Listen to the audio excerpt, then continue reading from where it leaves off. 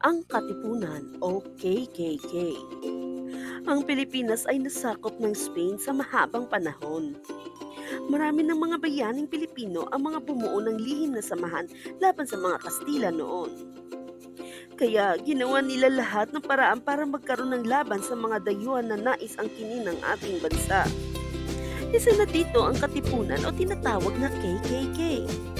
Ang KKK o Kataas-Taasang Kagalang-galangan Katipunan na Anak ng Bayan. Ito ay isang lihim na samahan na itinatag ng mga Pilipino sa pamumuno ni Andres Bonifacio, na layunin na palayain ang ating bansa sa ilalim ng pamamahala at pananakop ng mga Espanyol sa haba ng panahon. Ang dahilan lang ng pagtatag ng samahan na ito dahil napatunayan kasi niya na walang katuturan ang pamamahala ng mga dayuhan sa pag-angkinan din nila na bansa.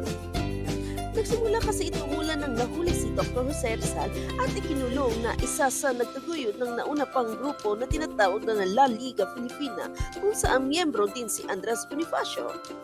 Kaya lihim na itinatag ni Andres Bonifacio ang KKK noong Hulyo 7, 1892 sa isang bahay sa Calle Azcaraga, na ngayon ay tinatawag na Avenida Claro M. Recto sa Tondo, Manila.